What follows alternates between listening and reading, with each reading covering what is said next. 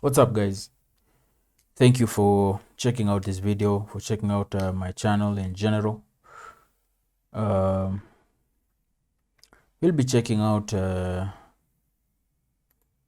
this is a Patreon request, and yeah, this was requested on Patreon. This is privileged white male triggers oppressed victims. Ban this video now and block him.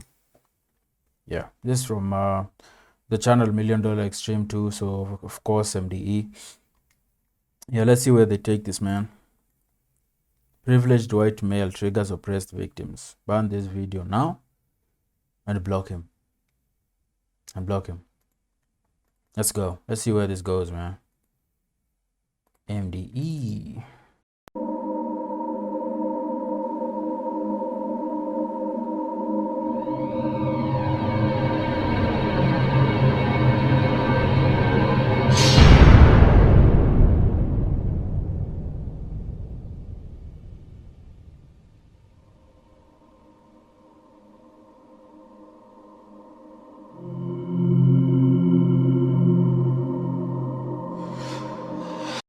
The visuals are killing me. I hope it's like this the entire video. I hope it's just visuals. Yeah, this is awesome, man. Like the symbolism is like Sam Hyde, I'm guessing is symbolizing or acting as the privileged white male in this situation, destroying Twitter or destroying I don't know. Let's see where it goes.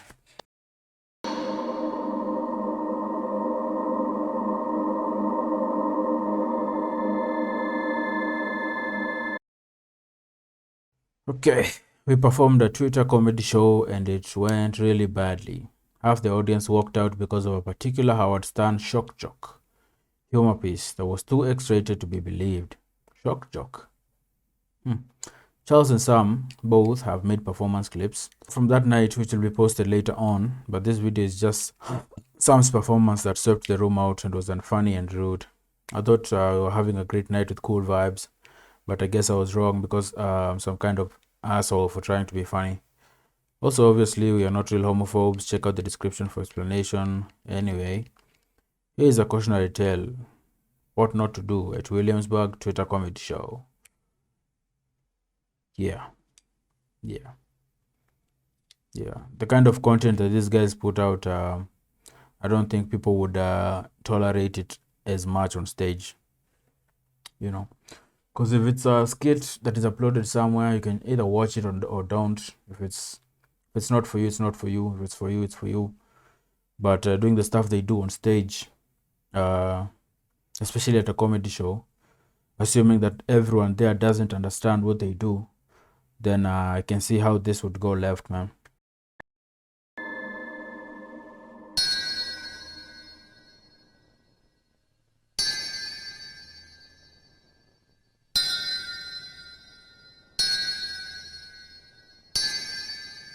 Unfunny and rude.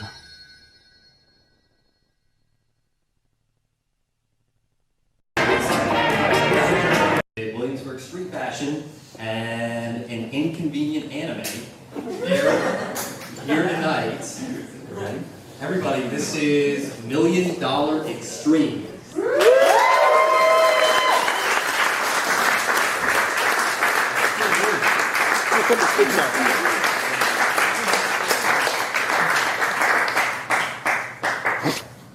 Hey, everybody. My name is Charles Carroll, also known as Richard Windsor.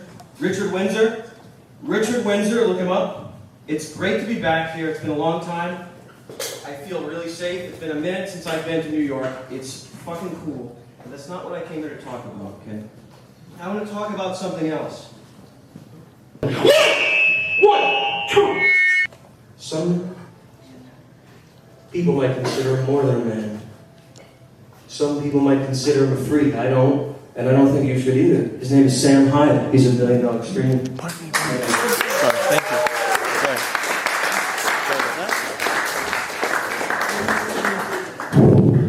Boy. Man, can we've seen some great comedy tonight. I think we saw some really cool stuff. I personally have never seen anything quite as cool as what I've seen today. Can we get a big round of applause for everybody that's gone up so far and performed for this? Wow.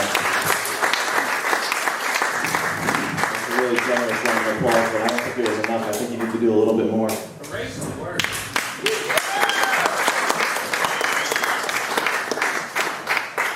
That was a good one. Yeah.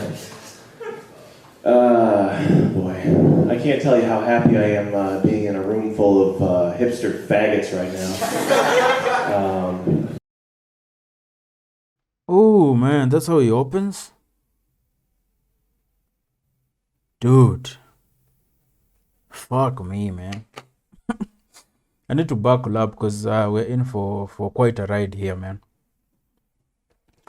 We're in for quite a ride here, man. That's how he opens? Fuck me. You guys, Immediately, one person is like, I'm out, man. I'm out.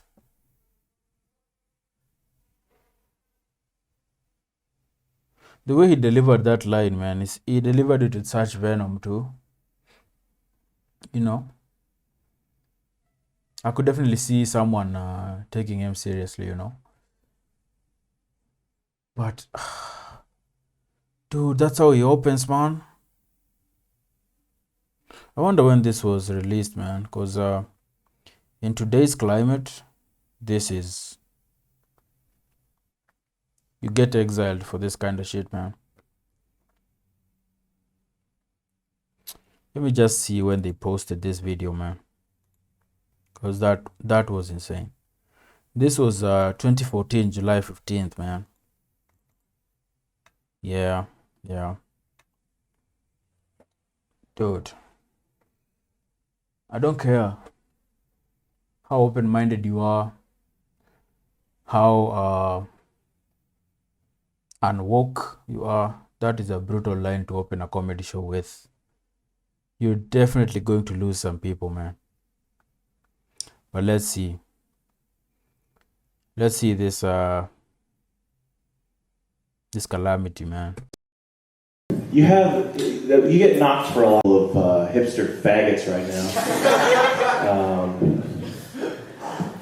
You guys, That dude did not want to leave, but his girl left, so he felt he had to go, man. you get knocked for a lot of things, I think. You sort of live in this fantasy world where everything's fun. And I saw an Asian kid, like a Southeast Asian kid in a tank top driving a Porsche Cayenne with like a black vinyl wrap around it, and it made me realize I want to kill everybody in here. But you guys, that's the only reason I think can knock you guys. I mean, you have good taste, and I'm not here to knock you. I'm here to defend you and be your friend. You have good taste. You listen to the best music. Is that true? That's true, isn't it? Well, okay, give me the blow. Okay, here's. This is my worst, my biggest fear if I ever go to a comedy show like this, man. Getting singled out by the person on stage. Like, there's no way I would sit up front because of shit like this, man. I would get so nervous if the comedian on stage just singled me out and started bouncing jokes off me and using me in the act, using me as crowd work. Dude, that seems like such a nightmare for me, man. That's the main reason why I wouldn't sit up front. But I think yeah, man, it's not fun to be that person, man. You know, it's like, oh fuck, he singled me out. He's going to keep doing that the entire show. And comedians can get brutal too, you know. They can get brutal too, man. And if you're not that kind of person who enjoys that kind of attention, then start getting hot, you know, start sweating. The whole experience stops being fun, you know. I guess you can just flow with it and find a way to handle it. But I don't think I would do well in that situation, man. I would not do well in that situation, man. Especially like a venomous, rough, edgy comedian like this. The night could get really long, man. Unless you just get up and walk out, man. You know? Oof. I still can't get over that opening line, man. Fuck me. You have good taste. You listen to the best music. Is that true? That's true, isn't it? Okay, give me the blow. Okay, here's me right here. I listen to top 40 radio hits. I want you to blow my mind by telling me your favorite band right now. Look, come on, man, impress these people. You're gonna get pussy. You're gonna get so much pussy later. You really? Come on, don't let me down. What's a good band here? I like the Mountain Goats. I can't make fun of you because that band. They're probably the best. They're probably a damn good band. You have the best taste, and when it comes to comedy, it's no different. You got great comedy here. I'm going to do something a little different tonight, and I'm going to count on you all being open-minded. I know you're all probably. There's something about watching some people do stand up that is. I really love watching stand up comedy, man. I do, man. Especially the best guys. It's the best shit, man. It's the best shit. Some people can't sit through stand-up comedy. Like I've met people who are like, oh, so you're just going to watch someone talk on stage. Like let's watch a movie instead. Let's watch a sitcom instead. Dude. This is the best. Dude, stand-up comedy it's its own thing, man. It's its own thing. Yeah. Let's continue. Liberals, but I know you're also probably open-minded, which means you'll listen to something different and you'll give it a chance, and you might hear a few things that you agree with, or you might reject it entirely, and that's fine. I don't blame you for that, but I know you're not going to shut me down right away when I start to speak from the heart here, okay? Hold on a second. Homosexual behavior is antisocial and not at all linked to physical desire. Funny. Okay. Guys, this is a serious issue that's kind of fucking up the country right now. We got to talk about it. Homosexuality is the manifestation of intense perversion and antisocial attitudes. Okay. Now, I don't expect you to take that as proof right away, but I expect you to bear with me and listen to a few things I had to say. I see you can't believe what you're hearing right now. Wow. Oh my God. That's the way I feel when I see Rachel Maddow talking about lesbians raising kids together. I feel like that's what I look like when I'm watching TV. Now, Bro. And that's the thing with comedy, man. Or just stand-up comedy in general. Because comedians want you to just give them the benefit of the doubt and not take them too seriously, when they say what they say up there. They're like, it's a comedy show, you came to a comedy show, it was all jokes. But sometimes someone is up there and you're watching them and you just don't get those comedy vibes, man. I'm not saying that's the case here. Like, I'm trying to put myself in the shoes of the audience. Like, imagine being that person. Like, for example, the chick that walked out. You've come, because when people come to a comedy show, especially for me, the stand-up comedy that I've seen on YouTube has allowed me, or has trained me, conditioned me to give comedians the benefit of the doubt and not look to get offended immediately. But imagine being that one person who's just who's like, okay, my friend asked me to go to this comedy show. He said it would be fun. Let's go, man. Let's go. Fuck it. And then you sit there and someone like Sam Hyde comes up there and the first thing he says is, the line that he said in the beginning. Dude. And your idea of comedy just gets challenged, man. You thought you'd come and just hear joke after joke. The traditional jokes. And then you get someone like Sam Hyde up there who just drops this line that, it cuts deep, it fucks with you, it makes you uneasy. You're like, okay, it's a comedy show, but what the fuck? It can get tricky, man. It can get tricky. I do believe it's okay to walk out of a comedy show if you don't feel comfortable with with the stuff that you're hearing. Um, but trying to cancel someone, I think, is a bit much. It's going too far. But I think you should be walking out. I feel like is the best response if you're feeling uneasy in a comedy show. Just get up and leave. Don't go and start writing blogs and trying to get the person cancelled and fuck with their ability to make a living. Don't start heckling and challenging them while they're on stage. Like, of course, there are people here who want to hear this stuff. You know? I guess the best thing to do is just walk out, man. The way that lady did can be considered, she could be considered sensitive, but I think her response was fine, man. If you're not down for this kind of thing, just get up and leave.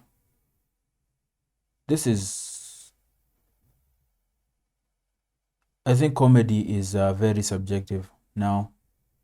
You have comedians who do funny stuff, that kind of thing, the Kevin Harts and all that. Every once in a while they'll say something very edgy, and but they mostly just keep it cool. But then you have guys like this who say things, and that's where comedy gets subjective, where you realize, okay, there are different kinds of comedy, different kinds of whatever. Not everything is for me. Not everything is for me.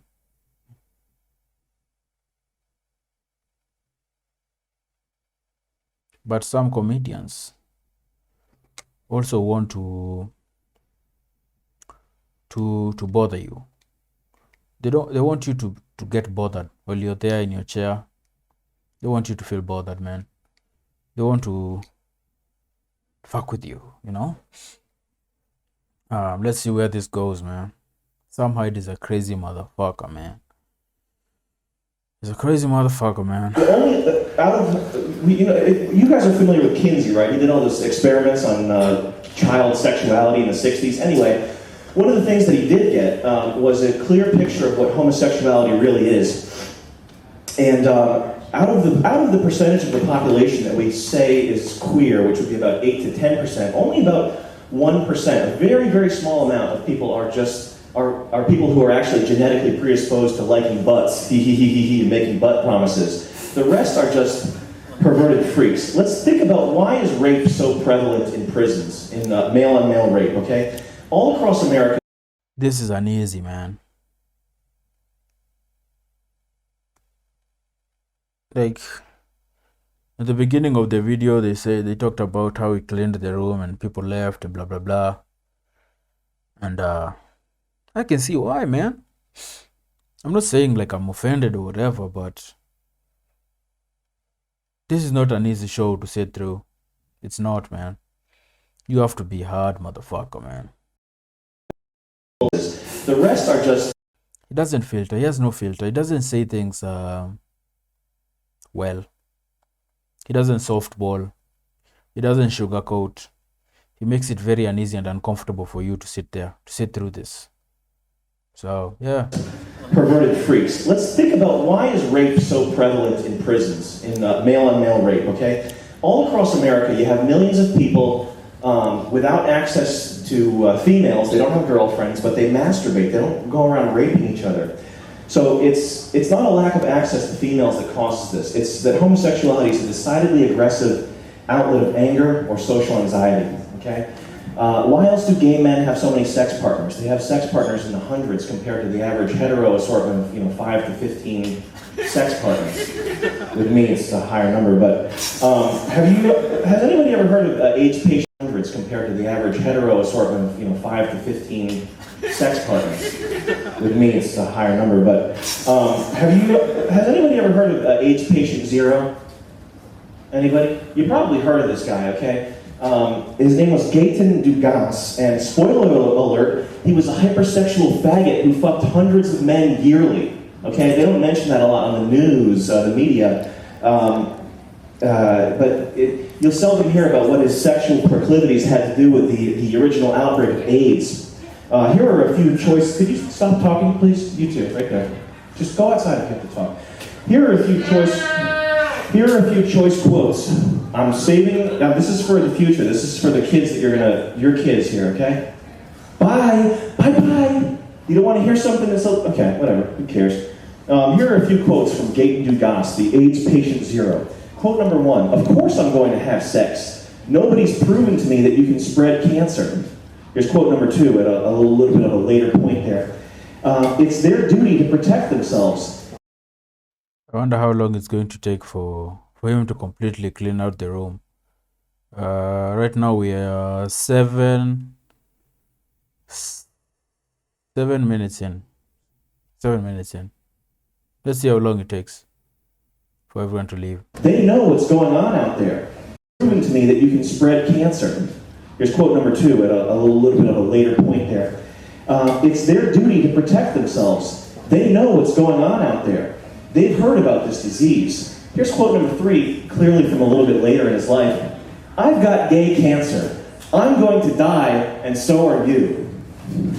Big round of applause for Gaten Dugas, please. AIDS patient zero.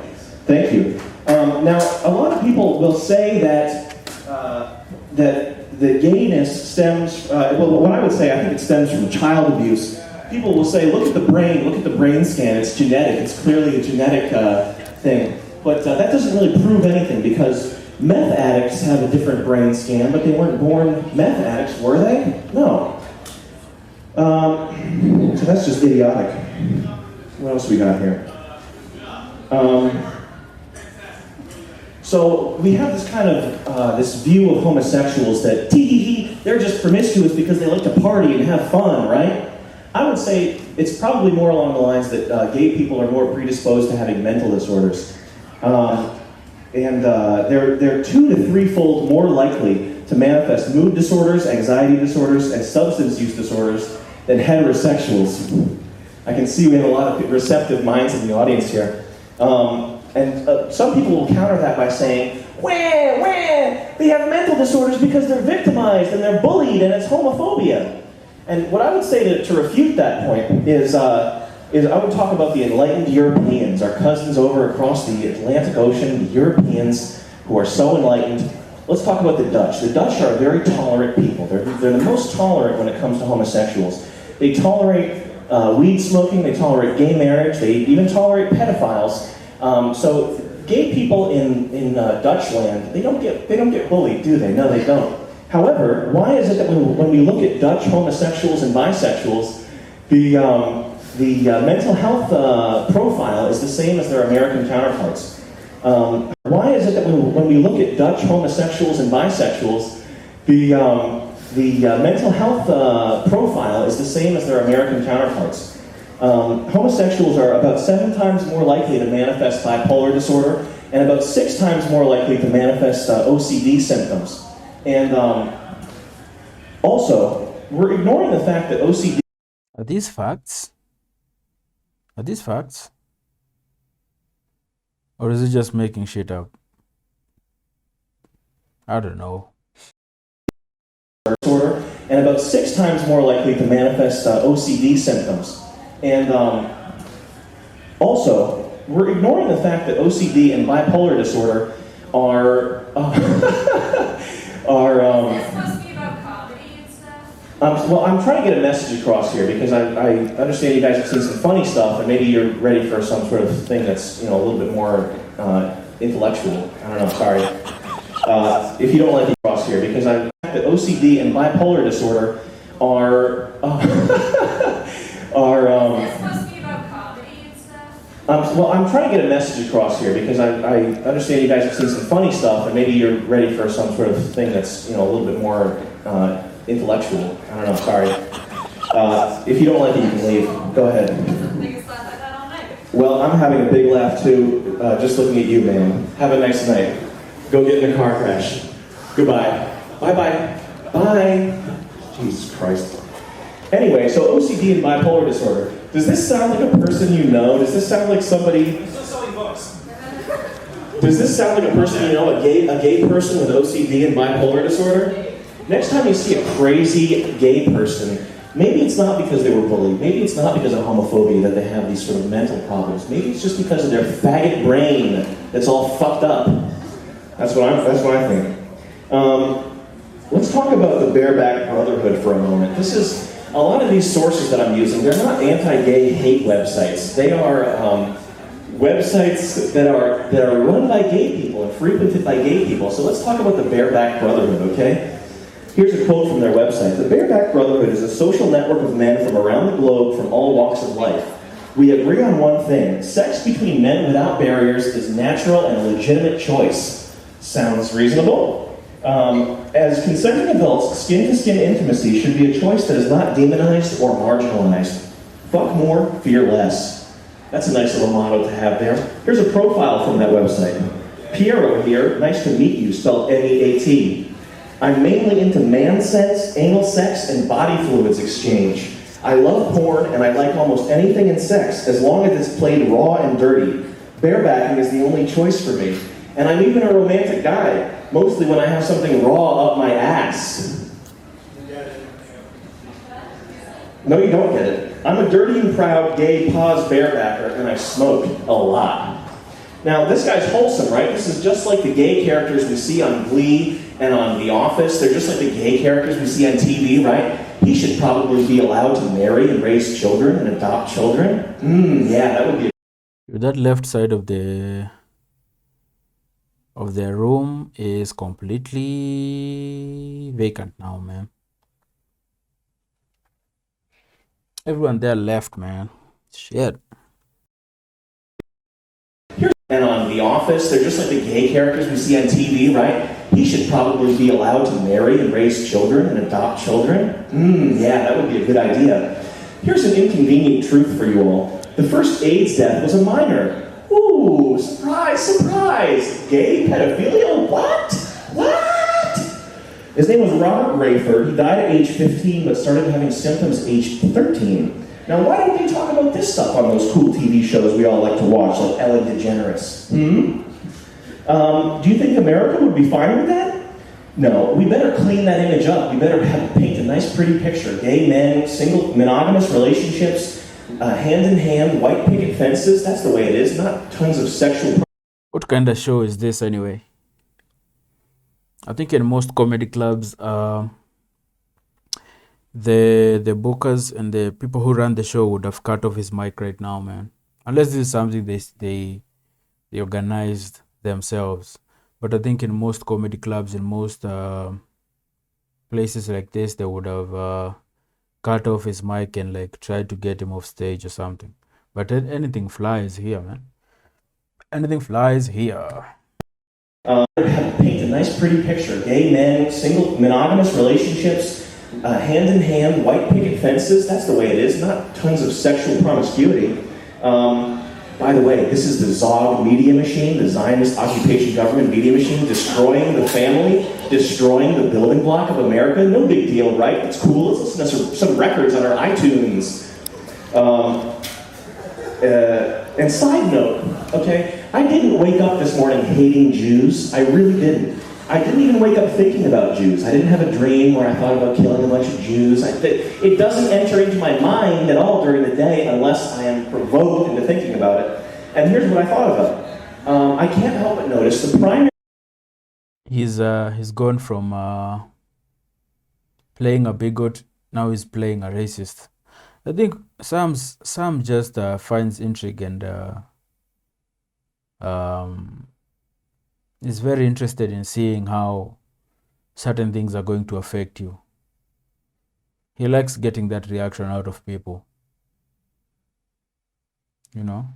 I don't know where it stems from, but I think he just likes getting you bothered and just getting you to react a certain way. That gives him joy somehow, or I don't know. But that's what he goes for. He goes for the jugular, man. He goes for the jugular. Because I don't know why. Maybe it's because I like the guy and I've enjoyed his content, but I refuse to believe he's like a racist and a bigot and stuff. I don't know why. Maybe I'm naive. Maybe I'm dumb. But I don't know why. I don't know why I refuse to just believe he's a racist, man. I can see how and why his content would attract or could attract racists and bigots and stuff. But I think for him, I think he wants to take you to that uncomfortable place, get you uncomfortable. I think he probably despises people who are self-righteous and stuff, who think they're good and stuff, you know.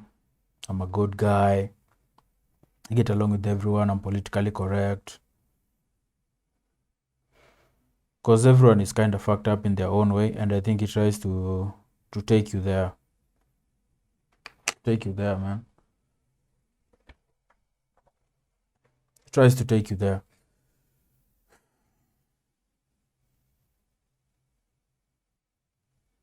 For him, what excites him is seeing you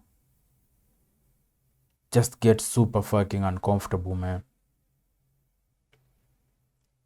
Because of course he knows that he could get up there and just do normal, fun, wholesome comedy. But I don't think he's interested in that at all, man. He just wants to show you that darkness. You know? Because I don't think any comedian wants to see people just walking out like this. You know? Sure, one or two people might walk out during your set because they don't feel it's for them, but as long as the majority stay and they like what you're doing, then it's cool, man. But if the majority of the audience gets up and leaves, then as a comedian, I feel like if you're up there as a comedian, you start to rethink your set, and it's not something you want, man.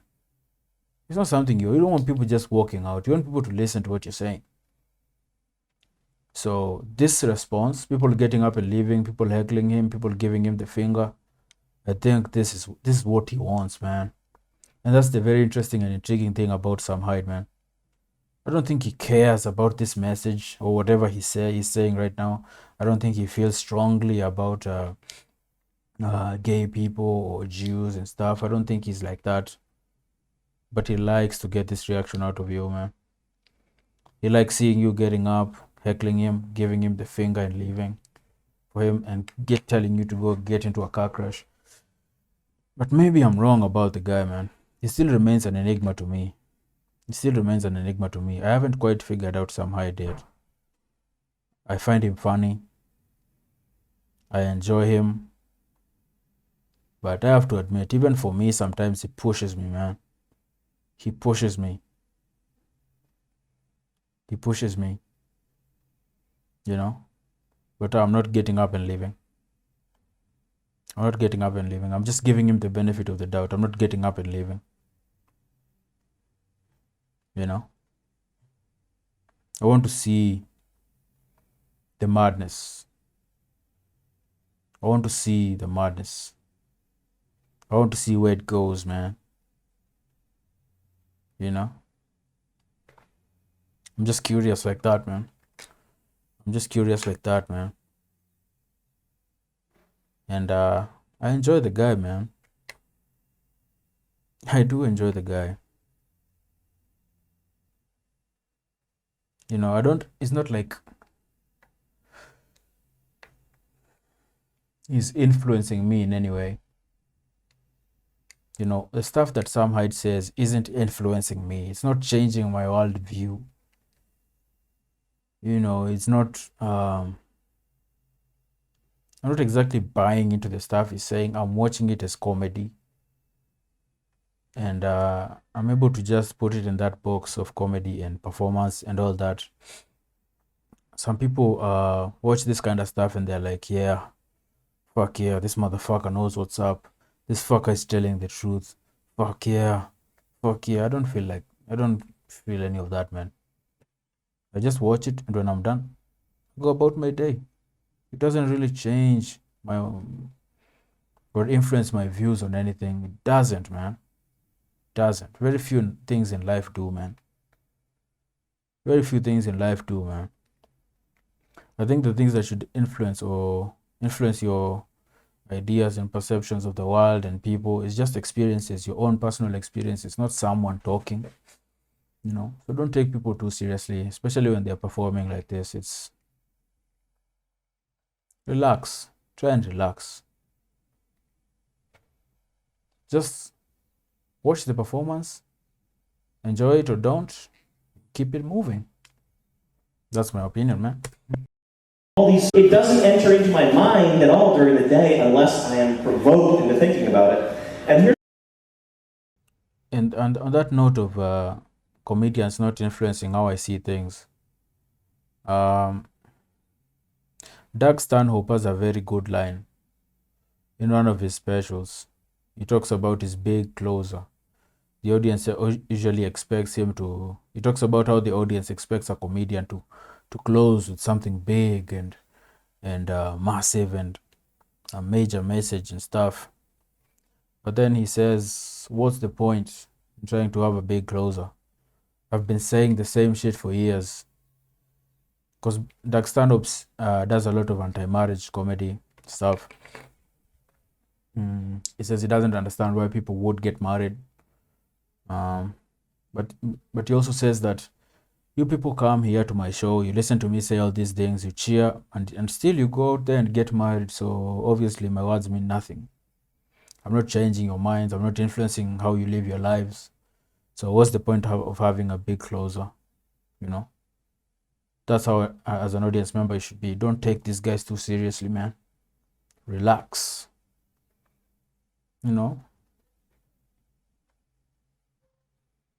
If you're looking to get some direction in your life and fix your life and change some things in your life, comedy is not the place to come and get that message, because it's comedy.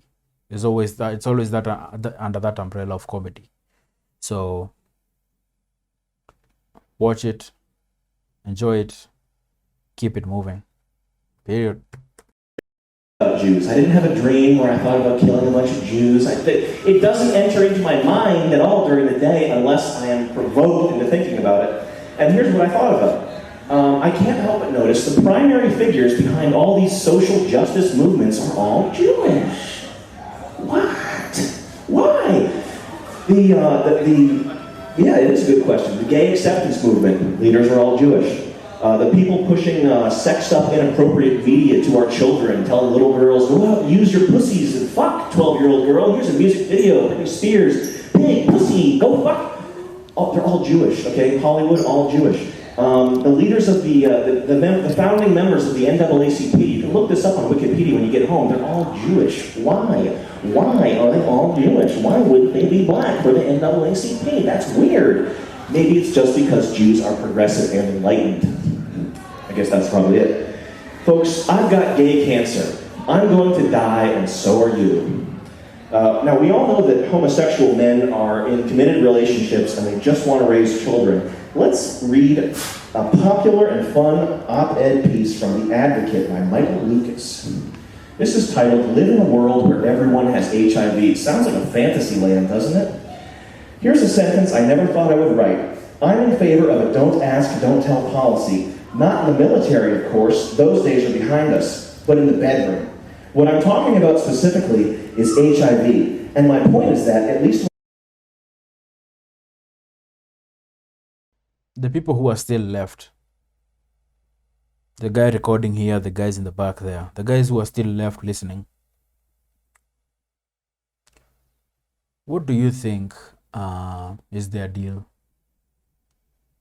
Like, what's the difference between them and the people who left? Are the people still left racists? Are they bigots? Or are they just here to witness the madness?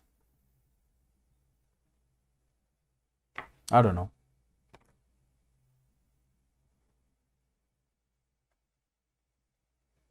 Let's continue, man. Let's continue.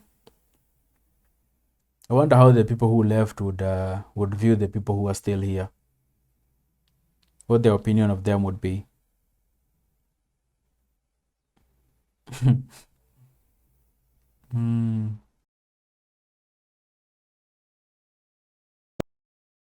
Not in the military, of course, those days are behind us, but in the bedroom. What I'm talking about specifically is HIV, and my point is that, at least when it comes to sex, we should talk about it less. It amazes me that in 2011, so many people still won't sleep with HIV-positive guys. Wow, that's a weird little surprise. But it's true. Many HIV-negative friends have told me they won't have sex with anyone they know to be positive. I wonder why. That's so prejudiced and hateful. And I've heard from the other side, too, from positive friends, horror stories about the difficulties of finding a mate. You have a death sentence, you're walking around with a lethal injection in your balls, and you can't find a mate? Oh, geez, it's hard luck, pal. Now, he advocates not telling your partner that you're HIV positive and not asking your partner if he's HIV positive. Sounds like the gay community is really starting to figure things out.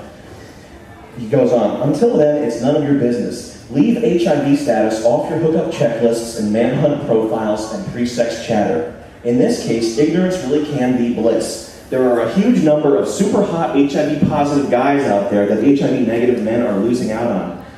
Man, I feel totally gypped. I'm losing out on all these great HIV positive guys. It's time to rid the gay community of irrational fears and discrimination that have held us back for far too long. The baseline rule should be simple. Don't ask, don't tell, stay smart, and enjoy the hell out of each other. He's a real leader for the homo community. And I guess I'm a real homophobe for reading a piece written by a gay man in a gay magazine. That makes me a fucking homophobe, right? Jesus. I'm going to leave you guys with some statistics here. And I don't have a whiteboard, so you're going to have to follow along closely. But these are all statistics. This is from the Department of Justice that I took these. And for the purposes of factoring these things, I'm going to be using the most lenient. I'm going to be painting the prettiest picture possible. I'm not going to be using, if it's a range of statistics, I'm not going to be using the plus or minus 3 to my advantage here. 96% of all child molesters are male. 1 out of 3 molestation victims is a boy. 1 to 3% of the total U.S. population is homosexual. 1 to 3% of the general population commits 1/3 of the child molestation. What that means is, best case scenario, is that 55% of homosexuals are child molesters. So that means when you go meet a new friend, and he's gay, oh, hey, what's up, I'm gay, I'm totally best friend material, I'm cool, I'm like the people you see on TV, right? I'm totally well-adjusted. Flip a coin, and if it's heads, he's probably gonna give a kid head later. Sexy 6-year-olds. Thank you guys. Stay safe, use protection, and remember, I've got gay cancer, I'm going to die, and so are you. Thank you guys.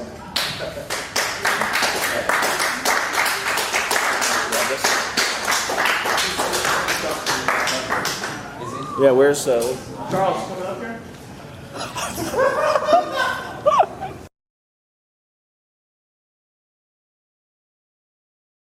We will post more in another video. Chuck did 2 bits, and Sam did Officer Cop Fargot to much joy and merriment.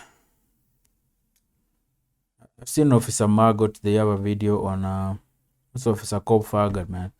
Anyway, I've seen Officer Margot on Thanks Computer. It's on my channel somewhere. A few war rewards got ruffled over this set, but most of the other comedians had a great time, and so did I. Tons of cool people got to meet and saw some really good routines up there. Please check out the stuff online too.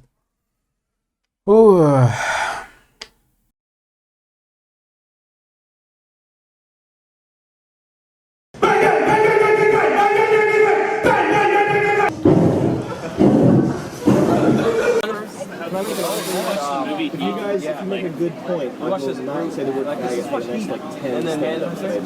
I'll promise you. Literally the worst of the internet personified. Log off. You don't want to, you wouldn't take me up on that? Sorry, I don't know. No. It's like I like your name. Not saying. You know, remember Red Dragon? Yeah, here's like I want to be a original principle. with Michael, with Brian Cox as people are murdered and William Peterson. Colorado. I don't know his character. Laramie. Have you ever heard of the city of Laramie? Do you know anything about Matthew Shepard? That was like 20 years ago. And it still happens to this day. Where? Where did the crimes have happened? Last month, a guy was shot in the West Village as he was called a faggot. Have you read a fucking Last newspaper month. in the past month? Hate crimes against the LGBT community are still happening. They have doubled in this year alone in this city. What kind of shit Double. do you live in? It's so easy to not be an asshole. This isn't. Don't say But that don't shit. defend the word faggot. But It's people that get killed simple. all the time. There are psychopaths Oh everywhere. my god. There's murderers Spoken everywhere. like a piece of shit. Why does it matter who the rationale is Spoken like behind a it? true If it's piece of shit. murder. No, people get murdered all the time. Who cares about hate crimes? That is the worst argument for anything ever. The rationale behind it doesn't matter. Someone's life has been taken away. That's all that really matters. Oh, so The this intent behind it doesn't matter. Tell that to the court of law. What if he said, I really like homosexuals, So- and then he shot him, and it was a love crime? Who gives a fuck? The court does. That's for one Do you thing. live in real life or do you live in some shithead internet world? I live in a shithead internet world. Exactly. There you So go. jump off the Williamsburg Bridge and you'd be more valuable to it. That's a hate crime. You want me to die for my beliefs? That's a hate crime. He's trying to tell me to commit suicide because of what I said. That's a hate crime. I'm not giving you a shit about your life crime. When you give me your Tumblr, I hope your life as an internet troll is really valuable to you. I'll tell you my Tumblr account if you tell me My yours. virginity! Oh, I'm a virgin. I just got destroyed in an argument. I think you're cool. I want to follow you on Tumblr. What's your Tumblr?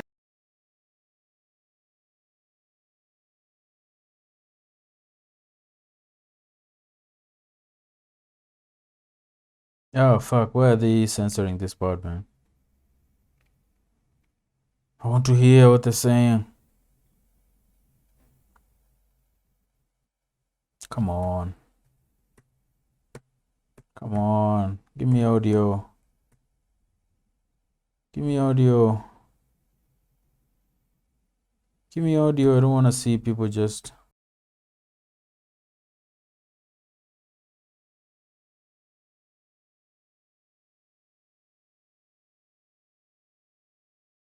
Ah, fuck. They cut out the audio at the end there. I really wanted to hear that argument, man. That confrontation, whatever it was. So these people left and they just hung out, man. They left, but I guess wherever they were, wherever they went after they left, they could still hear him. Because, a pretty loud PA system there. Yo. I've never seen anything like this, man. I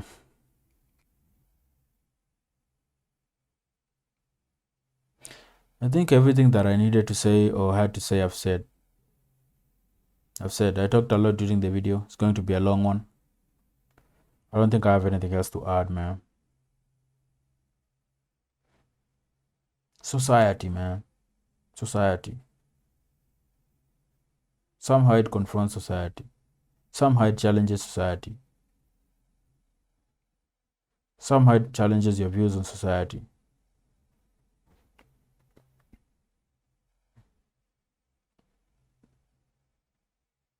Somehow it, man.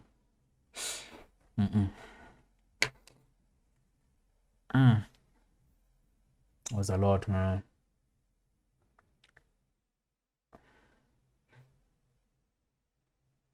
You have two entities here who are not really at fault. You have the comedian up there who's doing his set, certain set, trying to evoke a certain emotion, a certain reaction. Doing what he's doing for whatever reason. But I usually don't, I can't really fault the people who left, man. This was a stinging, kind of brutal set, man. If you didn't know what you were walking into, if you didn't know who Sam Hyde was, then obviously I understand why this would rub you the wrong way. It's a very exclusive club, I feel like.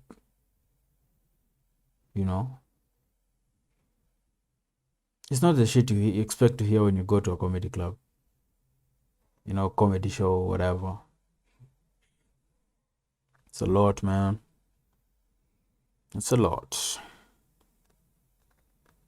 I guess I'll see you guys in the next one, man. This was heavy, man. Well, Peace.